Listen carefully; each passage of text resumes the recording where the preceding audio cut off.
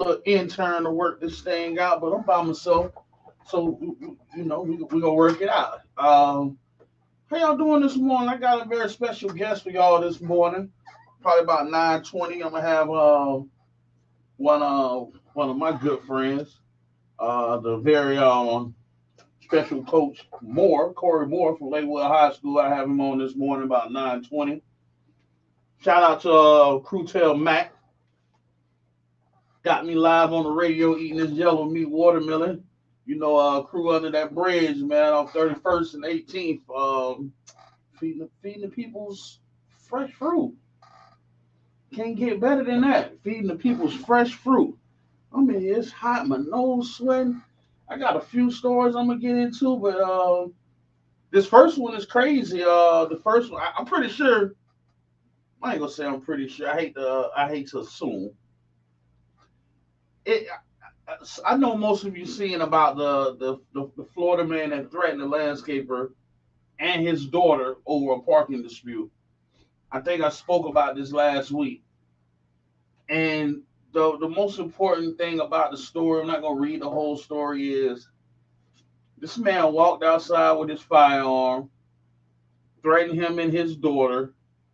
The guy with the firearm, when it was first reported, of course they went back and tried to clean it up, is a convicted felon. As a citizen that's been threatened by the police, me and my daughter, we called the police, and that's when the privilege kick in. He don't even go to jail, and that's a big issue, man. When you pulled a gun on me in front of my daughter, the man is quoted saying, you're gonna kill me in front of my daughter about a parking spot. So yeah, it's out there, man. It's out there. This happened in Clearwater. Clearwater police pull up. Oh, that's John. We can't take John to jail and express that privilege when John is a convicted felon with an AR-15. And let's be real, these are the thoughts expressed by a King Jab. Out of 99.1 jams, the most dangerous people in the world is white people with AR-15s. Let's just be real about it. That's just be. I don't. That's the truth. Y'all, white people with AR-15s are the threat to American society. It's being showed. The video going around with the police in the hallway at the elementary school, just showing how. I can say you're a coward. I can say you how cowardly. Why can I say this? Because I've been actively shot at. Unfortunately, I've been in situations where someone has been shooting at me with an AR-15. And yes, for the training that you are supposed to be doing, and you go to the range and the shooting, I understand you may just be a trained police officer, not military trained. If we got any police officers out there, man, want to speak on your training versus selling with an AR-15, you can call, please. Please, 637-2416. 727-637-2416, because for 50 minutes, man, I got me and my squad. We in there. How about that? We in there. Y'all just sit back here, man, and cover us. Y'all cover us, man. We going in, man. We ain't finna play around with y'all, man. We not finna play around with y'all. And that's the thing to go back to the story, man. You don't pull the gun on me and my daughter, man. And I sat here and attempted to get a resolution from the police officers who pretty much, in city council meeting in Clearwater. If you're a Clearwater resident, y'all need to be at that city council meeting to address this. How this went down, y'all. This needs to be addressed. It needs to be addressed. I'm not a citizen of Clearwater, but it needs to be addressed. It needs to be addressed because it's hard. It's hard again. These not the thoughts and the words expressed by 99 Jams, but I I think that us as black people, we got to start giving that same energy to other races, because If I would have pulled a gun on this man, yeah, I might have got off, but guess what? It's beef. It's beef, man. You coming to see, man, this man pulled a gun on me in front of my daughter, man. I got to do something about this. And that's the energy we carry with each other, but we don't carry with other races. I see it all the time when it comes to customer service issues, all of that. It's just raw with each other. It's just a automatically I will hurt you or you ain't gonna do nothing to me. I don't respect the fact that you even a human, but we bow our head and look at the top of our shoes when it comes to other races. That's just something, man, we got to work on as a people, man. I'm giving you back the same energy because, sir, you don't pull this gun on me and my daughter. It's beef out here in these streets. You need to come outside with that same AR-15 every time you come out the door. Yeah, you need to keep it on you. Yes, sir. Yes, sir. You need to keep it on you. Yes, sir. Let's say if you're a prayer warrior, such as myself, my wife, my peoples, Pastor John Gray has been placed in critical care unit, and he's having some heart issues and embolisms and blood clots, and it doesn't look good, man. So anytime you see people that you may know that may have affected you, or just you feel some compassion about them as people, take some time, just throw one up for Pastor John, because it's a very hurtful situation. It's a very hurtful situation when you see and gotta watch one of your loved ones pass away. I've seen it change a lot of people. I've seen it scar a lot of families. Families do act different in the midst of death. I mean, we break up families and people get attitudes during funeral time, and now you ain't talked to Auntie Mary in 15 years because you was mad about what happened when Big Mama died. Woo, we got to get over that stuff, people. We got to fight through these things in order to proceed. We got to. So, throw a prayer up, please. Throw a prayer up. And if you got anybody out there, it's the same, man. You have to embrace the fact that sometimes people need help. You got to embrace the fact that sometimes you need help. Men, that be our problem. Black man, sometimes you got to embrace the fact that you need some help, whether it's spiritually, medically, or financially. Sometimes you gotta break down and say, hey, I need some help. I need some advice. I need some mental health. I need to sit down and talk to somebody because I'm bringing this stuff from this job home to my wife and my kids. And so, black man, sometimes you gotta sit back and say, hey, I need some help. And take that help. Be willing and able to take that help and become a better person, a better man. Especially in that medical field, man. A lot of us neglect our health. And we be in situations, well, unfortunately, yeah, we got to pray for you.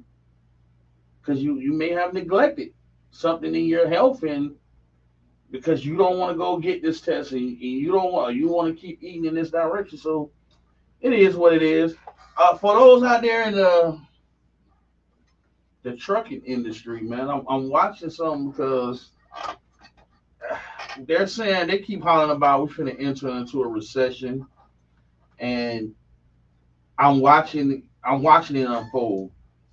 I'm looking at it unfold because now it's an article saying that there's a cargo back jam in Los Angeles at the port. And the crazy part about it is I speak to people in the trucking industry almost daily. Almost daily. And they say the worst states to go into is California and Florida. Both of these states have ports. I think it's just I think they're trying to starve us out systematically and see how much we'll actually pay for these goods. But both of these states have big ports. But you can't get loads or cargo coming out of these states. California is a big problem because of the diesel is so high. The diesel is so high, and they have other restrictions where it make it hard for people to get money. So all of this stuff is that stuff that we need to pay attention to, especially during these holidays, because we like to financially ball out for these holidays, man. So pay attention because during your ball out time, they trying to stretch and see how much money you actually willing to spend for this tomato. And let's go from a tomato to a pack of chicken to this toy. So be careful. Be careful. Uh, man, just be careful how you spend your money. That's the most important thing as a community. We just need to be very more careful and cautious on how we spend our money. Okay. There's a war on drugs. There was just an article on the news last night where in Tampa, 7 people was laid out on the ground. For, they was having, um, they were actually ODing at the same time from fentanyl. Um, we've had several people in this city pass away from fentanyl. And I see this because it's the same thing that happened with crack, and it's going to affect our community in the same manners that happened with crack. And why is it going to affect our community? Is because it's going to be a war on drugs, and it's already started. A war on this drug called fentanyl, and it's already started. But the war is not going to be against the pharmaceutical companies or the kingpins that are bringing this stuff over here by the ton. The war is on your children. The war is on us. The war is on the street level drug dealer that's going to see fentanyl as a opportunity to make some money, because that's all you see it as. It was the same as crack. It's an opportunity to make some money, and you're selling this, and you're going to do a lot of time, man. You're going to do a lot of time. They just charged the Pinellas Park man with first degree murder for a man and they from Northport. And the thing about it is, why are you going to do time? Because they gonna charge you for killing these white men with these drugs. I'm sorry, sir. It's gonna happen. They not gonna play. You will carry that charge. You will carry that charge. Shout out to who that Viola Davis. She started a big controversy. Speaking on how speaking on how speaking on how a she started a very big controversy speaking on surgeries and things like that. Viola sparked a very big controversy, but I'm gonna get into that after get my next guest on the air.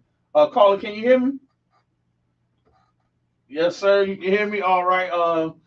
People out there, y'all know I don't do intros. He don't know I don't do intros, but I'm gonna do a small intro, then ask him to give his own credentials because I see the lines in my emails, man. Can't nobody remember all that.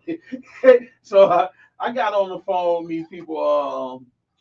I definitely, I've told y'all before, I don't have many friends, but I do consider this guy a friend. I do consider him as one of the people that do the most for our young black men in our community because I see it in hand. I see what I do. I see what his coaching staff do. And I do consider him an icon, man, for real, in his coaching game. But I got Coach Cory Moore from Lakewood High School on the line. Coach, let people know some things about you they may not know.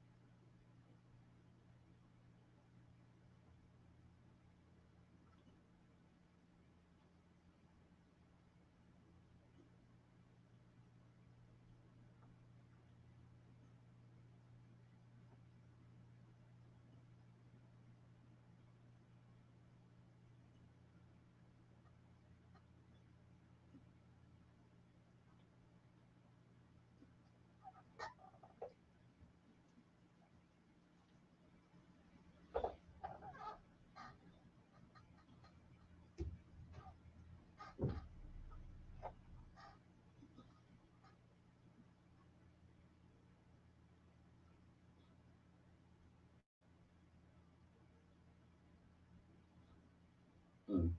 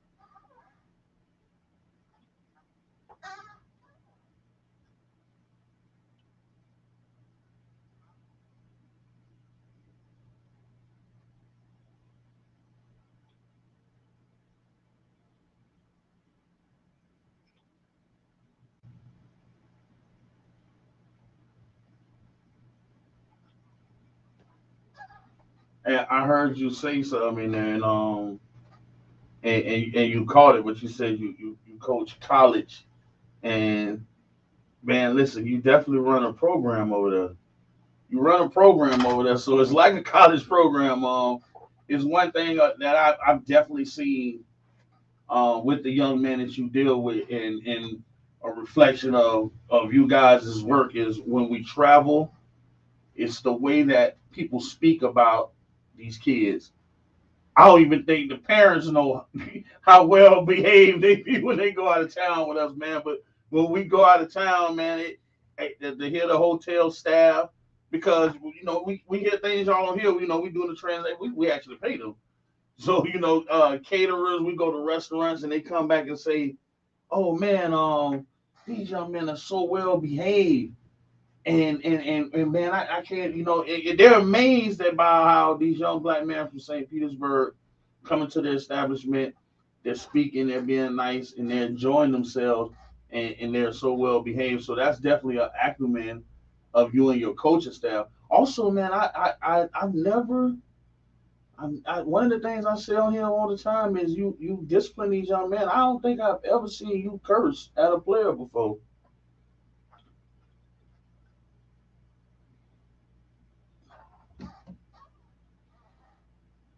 Mm-hmm.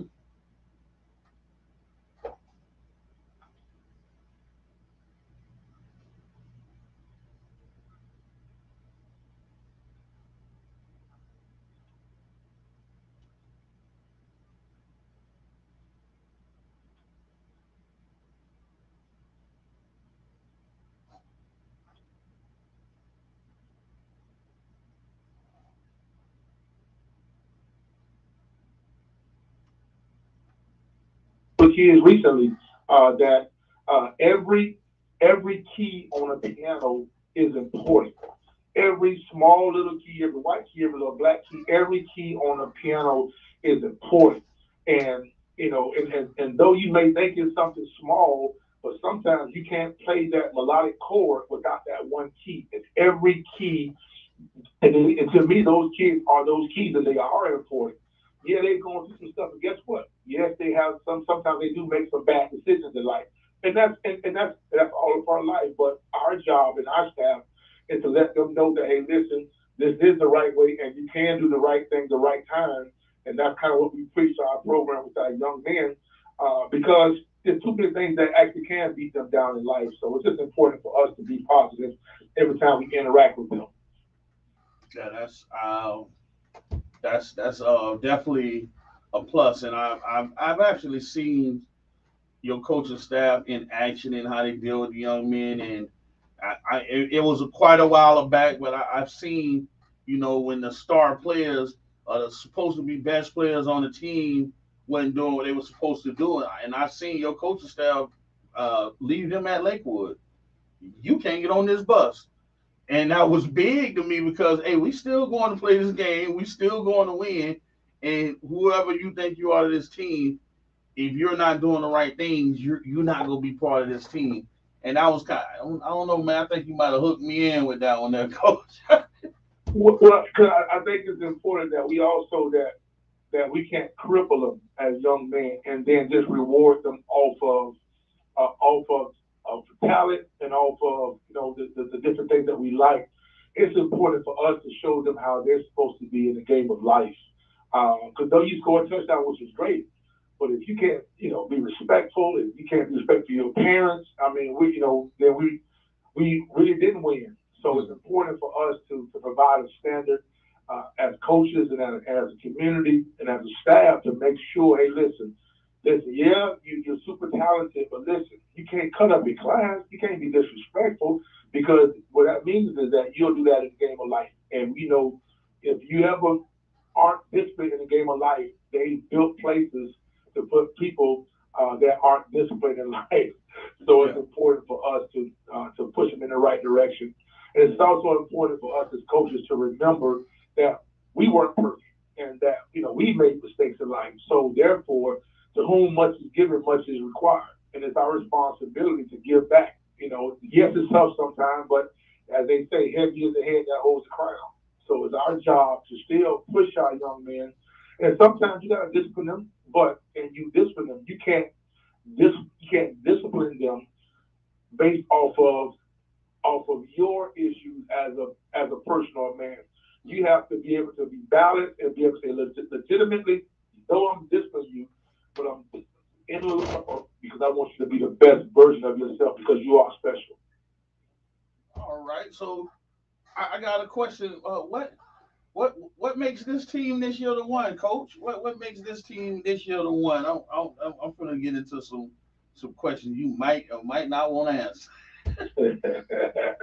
Well, I just think that one thing that we've done as a program, we kind of restructured everything, and we've stopped basing everything off of outcome results, and we're basing everything off of identity-based results, meaning that we're working on our identity as a staff, as a system, and I think because of that, because of us redirecting and not saying that we're basing everything off our results, but we're basing everything off of all of our energies are going toward our process.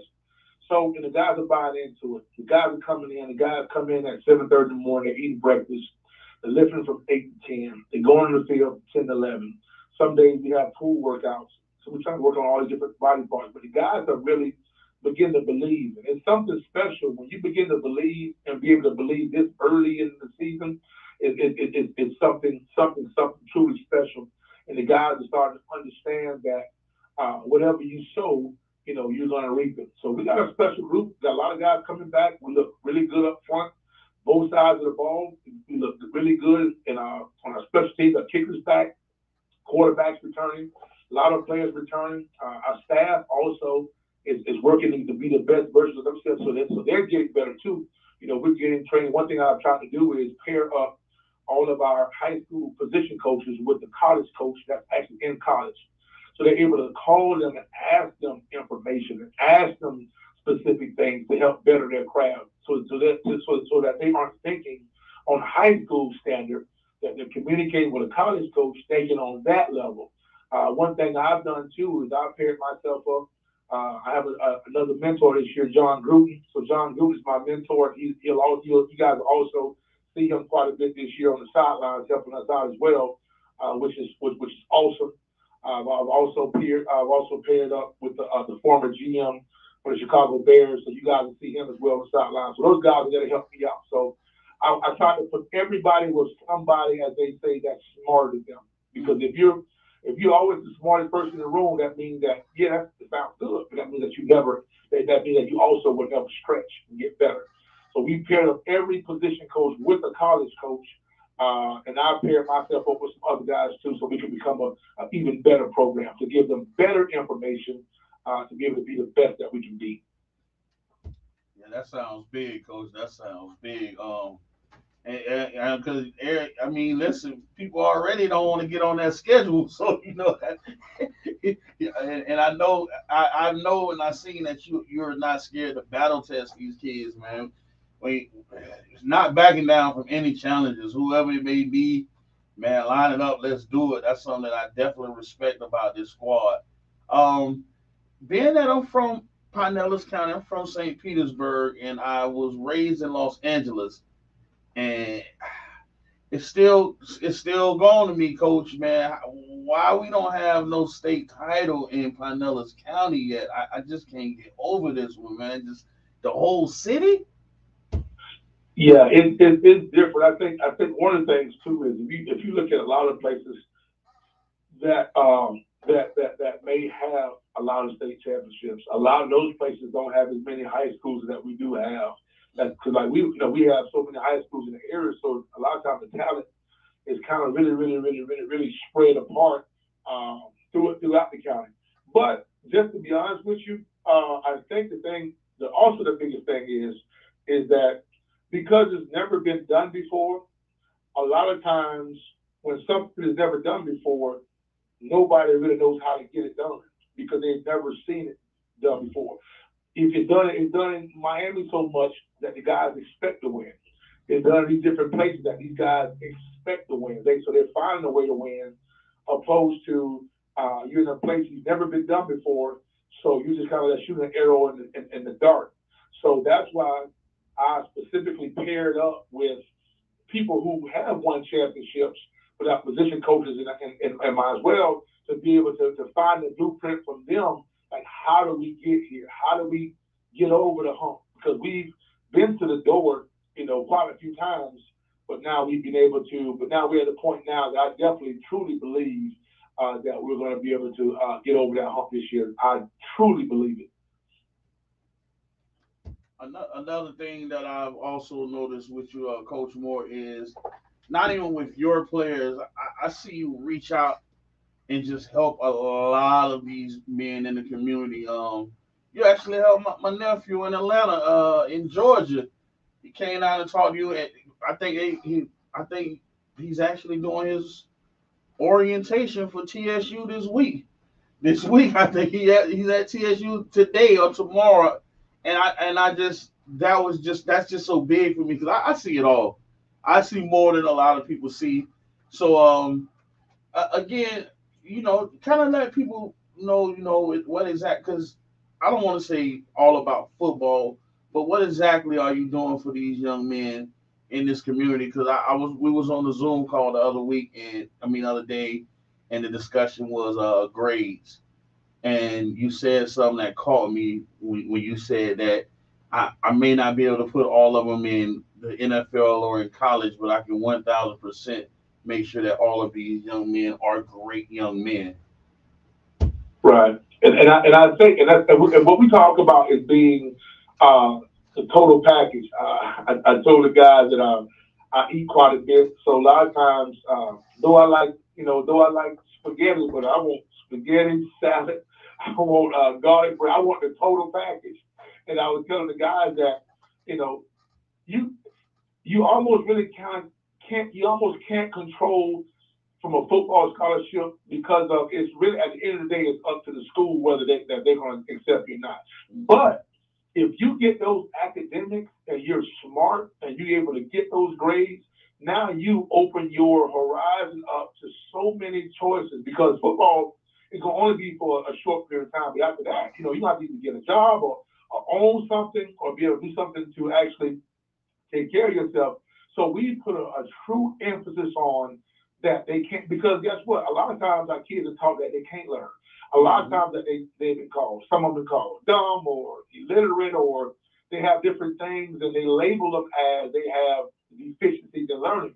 No, that's just saying that they learn differently. And just because they learn differently doesn't mean that differently is wrong. So what we're doing is really putting an emphasis on that, hey, listen, you are a smart young man. I don't know who told you that. I don't know who told you that, but you are a smart young man and you can learn. And we're here to help you learn because some kids are visual learners. Some kids have to walk through it.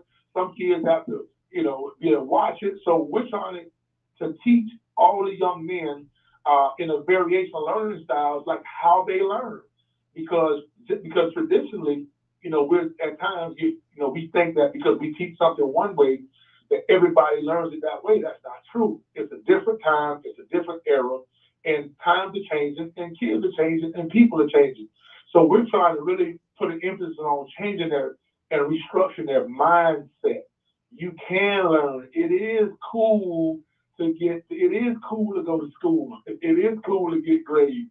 Like, and guess what? You can do it. Some of them are lazy. Guess what? That's fine. We got to find a way to motivate them because somebody down the line told them that they couldn't do it. And you never know how words can mess a kid's psyche up and their self-esteem up, and they walk around beat up. But we're trying to restructure their thoughts and their mindset that they can be a champion on the field, at the house, in the community.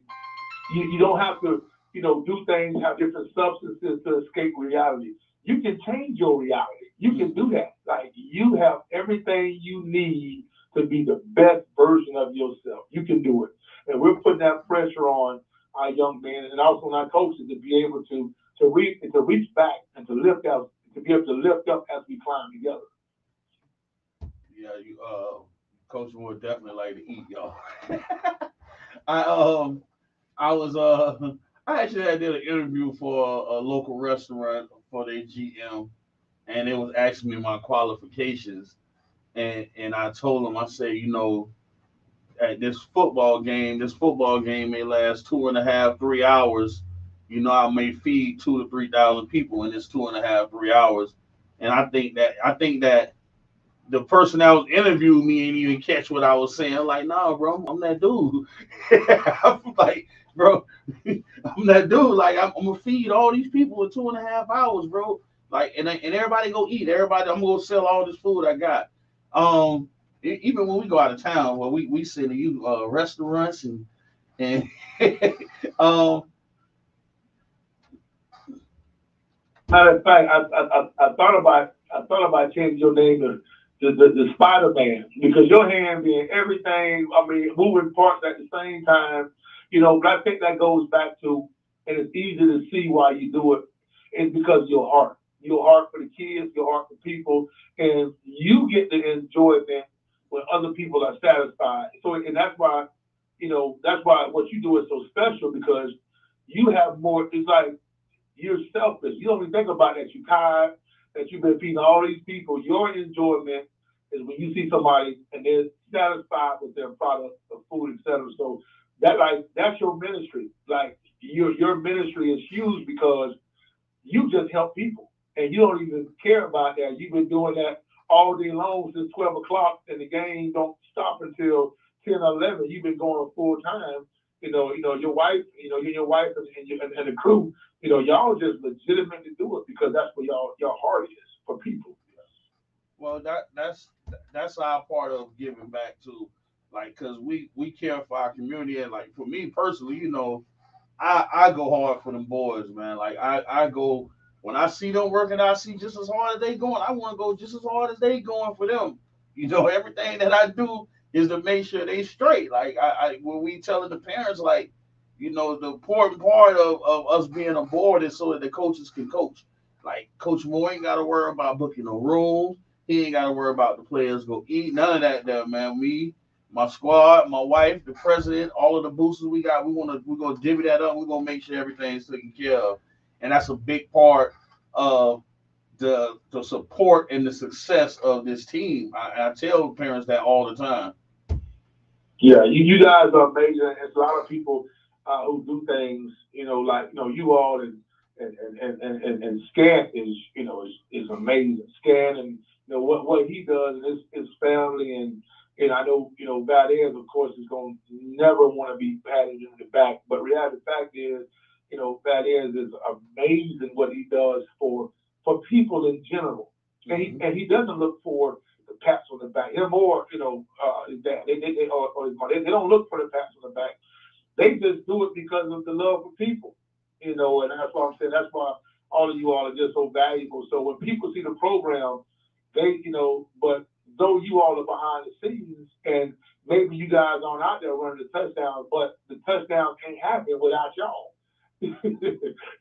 So you guys are so important for our program, man. I'm definitely appreciative because whenever people say I'm doing great, they just don't know that I'm standing on y'all's shoulders. That's all. Hey man, we gotta hold up somebody to be the key. Right? That somebody gotta get held up. What for the future, man? What are you what's your plans for I know you kind of be well football season start. I know you put your blinders up. I know this like I know this. I know it's just like me in tax season. It's hard to get me. Um, but what's your plans? I don't want to go too far in the future. Just like what's the plans and goals for this season? I know you I know you have a vision board for this season. What is your plans and goals for this season? So, of course, and again, like I was saying, so of course, I know this is going to sound real, real, real funny, but our goal is, again, like we've been preaching on working on our system. So if we can get the young men, the working on great habits. So from there, us working on great habits and working on our identity. So now, by us having that identity, we're going to expect to win. We're going to expect to be champions.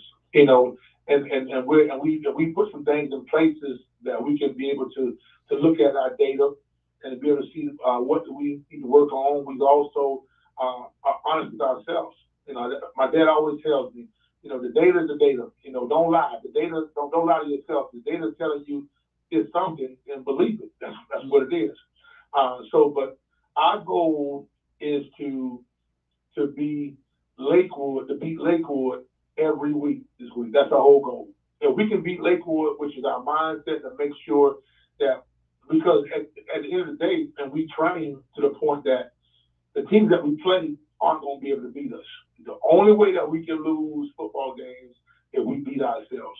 And that's why we're working on our identity. So we're working on being ourselves, no matter who we play, being disciplined football, being able to kill a mosquito with a sledgehammer, and that's just our identity of how we're going to attack it this year. In the classroom, in the community, we're trying to take over the city.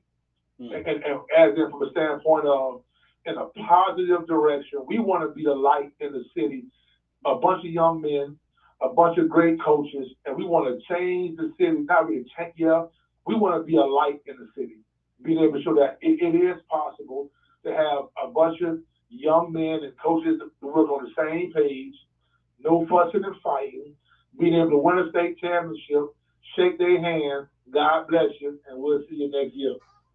That's our goal. God bless you. We see you next year. That's what's up. That's what's up. Um, Man, I really appreciate you calling in, Coach, man, and I really appreciate what you're doing in the community. Anything else you want to add to this here? Because it's like I can go on this all day, and honestly, I ain't know. I usually script my questions, and I'm like, man, it's Coach Boy. I need to stop doing that.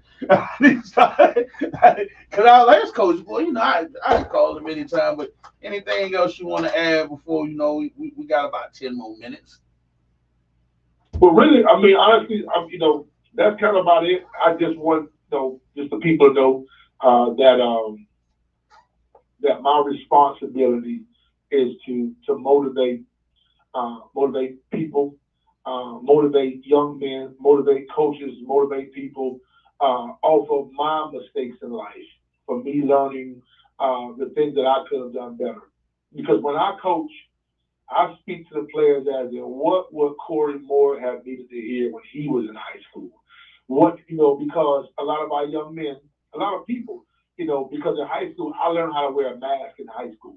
I learned how to wear a mask when I was really, really going through stuff and with a depression or et cetera, but I learned how to wear a mask so people would always be like, he good. And I just program myself to say, I'm okay. I'm good. I just program myself to say that. But the reality of the fact is, I wasn't okay. And because I wasn't okay, what happens is you begin to grow this stuff all throughout life, and you become somebody who you've never been to be or become because you've never dealt with the things that you really, really, really may have hurt you in life, or the things that you really would have been worried about. But when I became honest with myself and say, listen, let me take this mask off and let me talk to somebody. Let me, do some different things, and whether dive into my relationship with Christ, or just being honest with myself, even about my goals. I can't say I want to be great if I ain't working. I can't say I want to be fast if I ain't working at it. I can't say I want to be in shape if I ain't eating right. So I had to first be honest with myself. But then from there, my passion truly is to pull out in people, in kids, something that they thought that they could not do, because either they told themselves that, or somebody told them that they told them that, but they lied to them. And so now it makes them believe that they can't do it. Man, who told you that? Either you or somebody else, but that's not true. Like I just said before, every key on a piano is important. And just because you don't play it right now, but it's going to come a time that you're going to be playing high or playing low, but every key is important. You can't have that perfect chord without all those keys that make up that chord. So that's what we're building on. And that's what our whole goal is. And that's what my passion is, to help people and surround myself with people like yourself, my coaching staff. I wouldn't say my coaching staff, the Lakewood coaching staff, around great people, and we all together are lifting this. So I know my dad told me something recently. He said, just because you can lift something by yourself, don't mean you have to do it. He said, you can lift 300 pounds by yourself. Imagine if you get everybody on board. Imagine how much weight you can lift if all y'all lift it together. And that's the goal. And I don't have to have any praise on my delight is when you see a kid who's been told all his life that he can't make it in football, in life, academically, and then when you see it click on and say, you know what, I can do this. Like, man, it feels good to be great. Like, I can get an A in this algebra class. I really can do that. And that's my passion. And that's what I live off of. And that's where I am. And I'm going to keep working on getting better, surrounding myself with great young men. But definitely, I definitely appreciate them for Tony, for having me on your show. And I just really appreciate what you do. And again, you do a lot of stuff that nobody knows. I always talk to one of my good friends, Coach Lane, because he does so much stuff, and he hates to be recognized. He hates for to be in the front. But reality, the fact is, without a foundation, you can't build up. And when you surround yourself around grown men and great people that give a good foundation, that's why I think that we're gonna go higher heights and deeper depths, because we have a good, solid foundation of men who love people. And that's where we are right now. So, but definitely thank you for having me on the show. I appreciate food whenever you got that cooking again. Okay, I want to address. Oh, okay, I want to address one more thing before I let you go. But I gotta let you know, Coach, I'm gonna bring that fry out Sunday, man. I'm gonna be out there in front of the shop frying some fish now. So yeah, it'll be going down Sunday. Um, You have to go by there and taste that to make sure everything is okay. that is fine, sir. So I want to address one more thing before we get on the air, and I want to tell a quick story, because I think that the parents have to participate more in what's going on with their children. And the reason why, because it was when my son was playing at Lakewood, he don't play no more. He's actually a junior in college right now. But when he was playing at Lakewood, he wasn't really getting a lot of playing time. But this guy's a scholar, and he was telling me, say, Coach Moore want our team GPA to be a 3.0. So my challenge to him was you need to get all A's, bro, because you need to help some people that may not can help. You need to pull up some slack. You know what I mean? And he did that, and I seen a transition in him when, and I always told him, I say, listen, when you're playing this sport, you have to be ready, because you will turn ankle away from being a starter. That's just all that simple. Someone turns an ankle, guess what? You a starter this week, bro. And when he got his opportunity, he shined. He shined. In playoffs, he did his thing. Everybody was like, well, you did your thing. And it came to now we're going to college. And this is where the parent participation came in. Me and his mother could have sent him to the few D1 colleges, the few D2 colleges, It was a bunch of D3s. We could have sent him to any of those colleges to play sports. But because of his academics, we didn't even take an athletic scholarship and just took an academic scholarship and let him go to college. And I've seen this happened with the other young man. And that's why I say the parent participation. And it's not to say that parents ain't participation. And they're not, it's not to say that they're not participating. It's saying you got to pick your ears up and learn a few more things, because I've seen you tell the kids, like, well, you need to get your grades up, because even with the scholarship, y'all got to pay a little bit of money for you to play football. And I don't think parents is understanding that. Like, participate with what's going on with your children, because even though they get a scholarship, if those grades is not what they're looking up to be, and they can't get a few extra scholarships or money here and there, there's still going to be a fee for your child to go and play football. And I don't think a lot of parents understand that. Yeah, it's that those academics are everything. I tell people all the time, in football, they look at your height, your weight, your length, your 40-yard dash, all the other stuff. They don't do that academically. It's either you got an A or you don't. So when you're academically strong, at the end of the day, the more educated you are, the less money that you're going to have to pay, period. Mm. Because what people don't know is, though you have a scholarship, you got to first get into the school. You got to get into the school first to even be able to play. So parent involvement is important. Why? So when they're at home, they're also putting that pressure on them to turn their work in, to get their stuff in. Now, be on them about portal, and understand that when it comes to academics, I'm not your friend. Mm-hmm. I'm here to help say, hey, listen, you got to get these grades. Put this game down, take care of this, take care of this, and you got to get these academics. Those academics are everything. You can have a great vehicle, but the academics is the gas. If you ain't got no academics, you ain't going nowhere. So you got to have those academics. And the smarter you are, the more money that they will give you.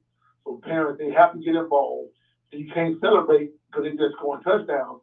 If he's scoring touchdowns, but he doesn't have his NCAA stuff taken care of, he's not going anywhere. And then what happens? He gets into a system that perpetuates, he gets into a place that he can't be.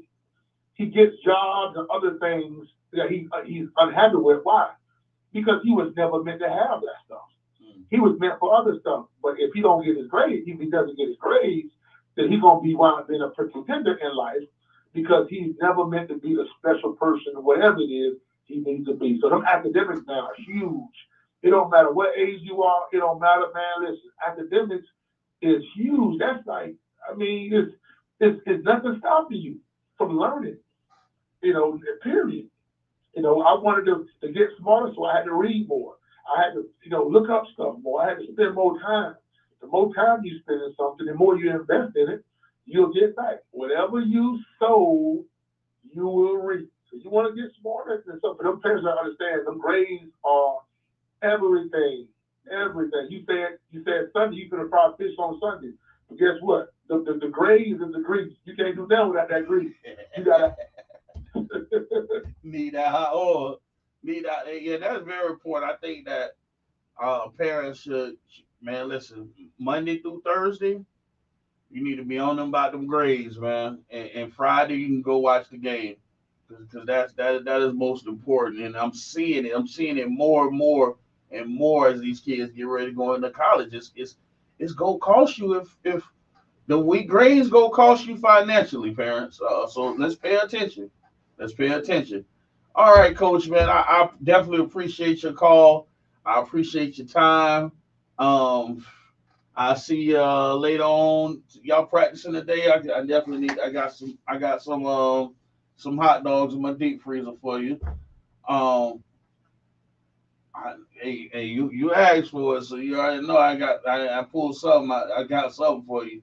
Um, yeah, man. So I'll get with you later in the week, and I thank you for calling. Anything you want to say on the air before we end the show? just appreciate you.